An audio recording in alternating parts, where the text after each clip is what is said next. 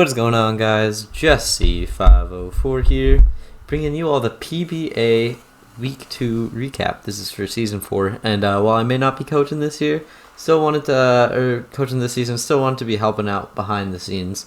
So here we got our Week 2 recap. Unfortunately, there was no Week 1 recap. I was brought on a little bit too late, but it's still all fun and good here. But yeah.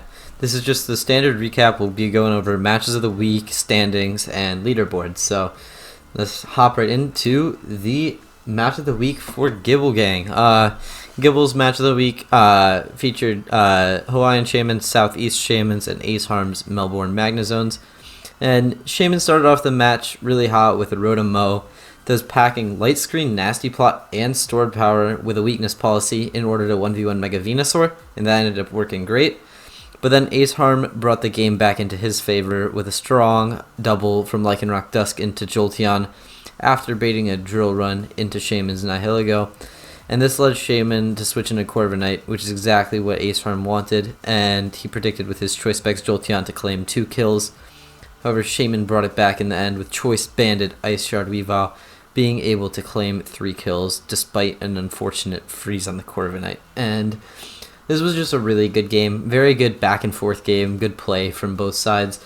And it was nice to see Shaman being able to bounce back, which was good for him. And then moving on to the Gumi Gang match of the week, where we see Shady's Breaking Zolts and Sub-Zero's Memphis Melmetals. First of all, Shady, great logo by the way. And Shady looked to soften Sub-Zero's team early with a knockoff Torn T to be able to get rid of items and do a little bit of damage. And then Sub-Zero brought it right back with a no-item Vaporeon that kept Shady at bay, pivoting into their strong special breakers. However, Shady used a mixed Dracozolt in order to break down Sub-Zero's Mega Venusaur and Vaporeon's defensive and the Vaporeon defensive backbone. Sub-Zero Spectre got in against the Celesteela, gaining a Grimnay boost, but then Shady's Mega Blastoise was able to chew a +1 Shadow Ball and take it down, setting up Torn T to clean late game, when Shady all he had to do was hit his Hurricanes and hit a Dark Pulse, which he did. Good for him. This was a battle between two of the top teams, and Shady was able to extend his winning record this season. I know he's had some tougher seasons in the past seasons, but hey, he is off to 2-0 plus 7. And looking at the standings real quick for the Gibble Gang now, we see Blau is at top, 2-0 plus 9, really back in his Season 2 form. He did not get rusty at all, followed by Vinny, Team Liquidation, again looking like a top contender.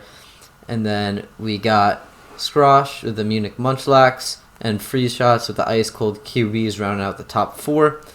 And then Tark and Jake still have to play their game this week. And then we see Ace Harm and I'm His Dad rounding out the top 8. And just below that, we see Iraz, Shaman, Epic Pants, Datboy, Ben, Serp, Phil, and Lemon. So the season's still pretty tight. It's obviously only in the first 2 weeks. And I can see coaches like Serp, Phil, and Lemon, and Ben putting up their first wins soon. And hopefully they do, because no one likes going undefeated. But yeah, I really want to see how this top coaches end up shaken down between Blau, Vinny, Scrosh, Freeze, and then the winner of Tark and Jake. There will be a bunch of undefeated coaches still left after week 2, and it'll be interesting to see how it goes. And then for the Gumi Gang standings, we see Helix at 2-0 plus 9, off to a great start. I know he again had a rougher season last season, but going 2-0 plus 9 is huge. Followed by Dylan, Shady, Ginger, Dawson, Halix, Jolt, and Sub-Zero rounding out the top 8 playoff contenders at the moment. And followed immediately behind by Tyler, Onder, Breloom, D, Zookeeper, Ice, Rosa, and Lynn. Obviously, again, like with the Gibble Game, we really want to see people being able to pick up their first wins soon. Breloom, D, Zookeeper, Ice, Rosa, and Lynn. I trust that I'll be able to put up a win by the end of the season. It'll just be a matter of time. And it's really nice to see guys like Helix at the top. I know he had a rougher season. And then Dylan, I advocated for Gibble Gang Dylan, but we let him into Gumi Gang, and he will hopefully do well there, along with other top people who I expected to do well, being Dawson, replacing. I expected him to do well, and then I'm happy that my boys Helix and Shady are doing well as well. Now getting into Pokemon standings, once again for the Gibble Gang, we see the top 10 consists of Crobat and Thwackey, and they both put up 6 kills week 1, which is really strong. Followed by Hitmonlee and Moltres, Galar, and Slurpuff all at 5 kills.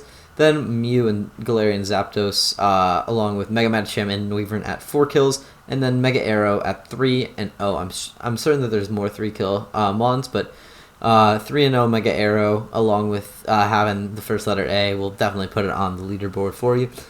So we see Blau has 2 Mons on the leaderboard, Scrosh has 2 Mons on the leaderboard, Freeze has 2 Mons on the leaderboard, and I believe no one else has 2 Mons on the leaderboard. But Tark hasn't played his game, and neither has Jake for the week, so we can see the battle between Thwackey and Crobat potentially get bigger, get more crazy, and hopefully we can see Mons really shoot up in kills this season. Obviously we like a fun, balanced season, but just some Mons to highlight. Crobat, Thwackey are both one-game wonders. A lot of these Mons were, as was the Galarian Moltres, being able to bring back a game for Freeze. He was down bad, and then Galarian Moltres decided to get up in agility and a nasty plot, and along with a Berserk boost, it was just game from there. So good Moltres Galar cleanup sweep there. And then into the Gumi Gang MVP standings, we see Halix's Mega Diancie, followed by Xurkitree, Torrentee, Breloom, Sylveon, Zapdos, Kyurem, Licky, Mega Maw, and Mega Medicham. And we see, I believe Dylan has 2 Mons in the top 10, and I believe that's the only coach with 2 Mons in the top 10. So very diverse people in the top 10. Obviously, Mega Diancie, Mon that I said should be 18 points. That one put in the finest of work for Halix in both weeks. I believe picked up 2 kills week 1, and then 4 kills week 2. It's just very bulky and also very, very strong with 160 attacker stats. So 6-1 plus 5 is very good.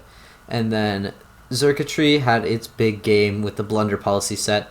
Worked out well right before the recap started. I waited. Helix's game finished. Xurkitree shot itself up on the kill boards. Followed by that amazing Torrentee performance from Shady. Shot that Mon up. Really just a bunch of good Mons sitting at or above 3 kills right now. And it'll be exciting to see them develop. The Mons that I'm surprised to be here, you see Licky in the top 10 kills. It just looks so out of the ordinary. I expect if Dawson wants to play with an offensive Licky, I can see him potentially keeping it up there. But I really just think that Licky is a surprise to see here. Even, I don't ever see Mons like Breloom do too hot on the kills, so good on Jolt for getting it up there. And then offensive Zapdos is a threat, and Anders showing us why. So, that has been the kill leaders, and thank you guys for watching your PBA Week 2 recap. I hope you guys enjoyed. Anything that I can improve on, please let me know in the comments down below. If you're new, please subscribe. I would love that. And leave a like on the video if you did enjoy. And with all that being said, until next time, Jesse504 out. Peace.